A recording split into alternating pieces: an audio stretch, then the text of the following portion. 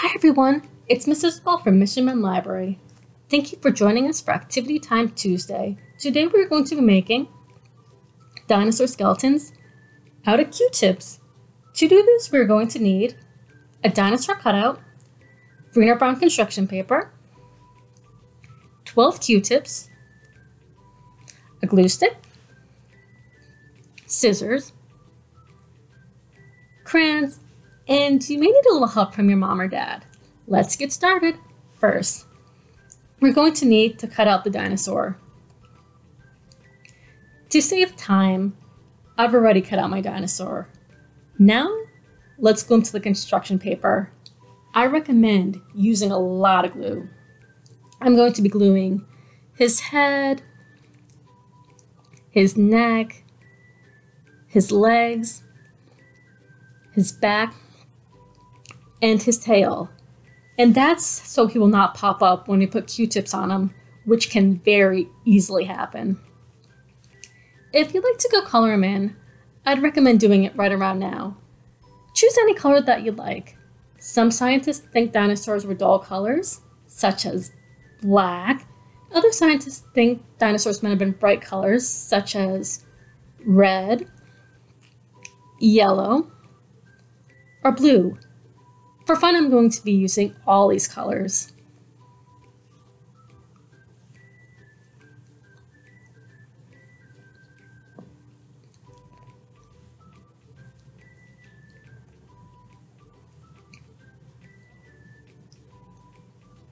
He looks pretty funny this way, doesn't he?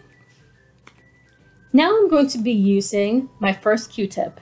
And the first Q-tip I'm going to be using for his head and the top half of his very long 30-foot neck. Do you see how small his brain is in comparison to the rest of his body? Scientists think his brain was only around the size of a tennis ball, meaning he probably wasn't very smart.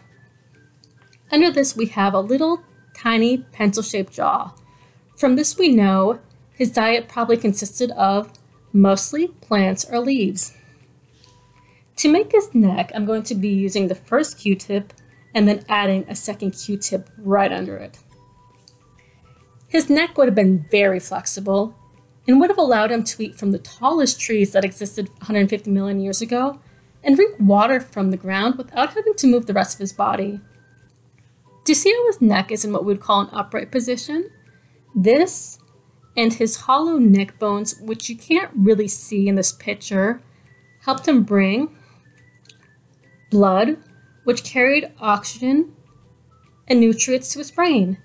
It also helped circulate blood, bringing blood throughout his entire body, which kept him nice and healthy. After we finish the neck, we're going to get to the backbone or spine. We have one too. To make a backbone or spine, I'm going to be using one Q-tip and bending it in half. The backbone helped his flexibility, meaning he could stand, he could walk, he could bend, he can twist. It's distributed his weight, so while it looked like he had a big stomach, it would not have affected the rest of his body, and helped keep him in this upright position that we know and love. And after we're done with the neck and his backbone, let's give him a shoulder blade. To make a shoulder blade, I'm only going to be using half a Q-tip. His shoulder blade helped him do everything from moving around, it helped him prevent from falling and getting injured. So while it was small, it was also super important. And underneath his shoulder blades, we're going to be seeing the first two of his 4 feet and legs. While you can't tell very well from this picture, his front legs would have been much longer than his back legs. In between his front legs and his super long neck, scientists think he sort of resembled a giraffe. Would you agree? His legs help him with walking and standing, and his feet help him when it came to balance. Remember when I told you to be careful because the Q-tips may come up if you don't glue them correctly? This is what can happen.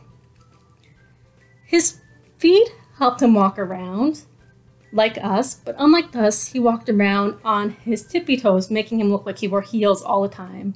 Just imagine a dinosaur on heels. Next, we're going to be filling in his middle or abdomen.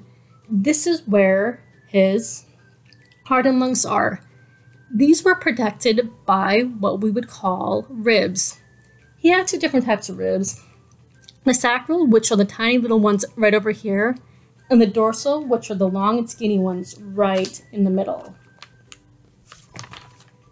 And his ribs help protect his organs such as lungs and heart. It helped protect him from accidents and other animals that may have tried to eat him for a snack. It also helped him keep the correct shape of his body, which was super important because this is where his lungs are, which definitely helped him breathe and take in oxygen to make sure that he stayed nice and healthy.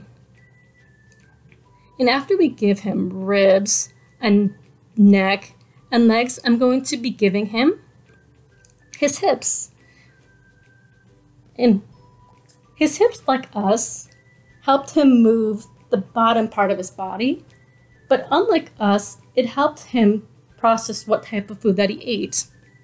We know from the shapes of his hips, he would have been an herbivore, meaning that his diet consisted of mostly plants and leaves.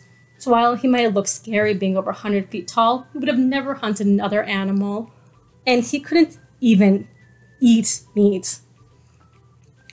Now let's get to my personal favorite part of the dinosaur, and that is his tail.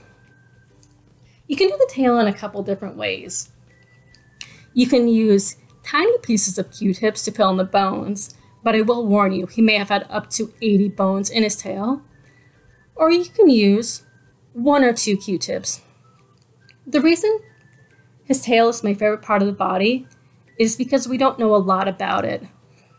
We know he used it for balance, but he could have also used it to defend himself against other animals, to fight against dinosaurs like himself, or to attract a mate. We're really not sure yet, but we're always discovering new things about dinosaurs. So, what do you think? If you'd like to make your own dinosaur, they're available this week, June 22nd, as a craft pack for Activity Time Tuesday.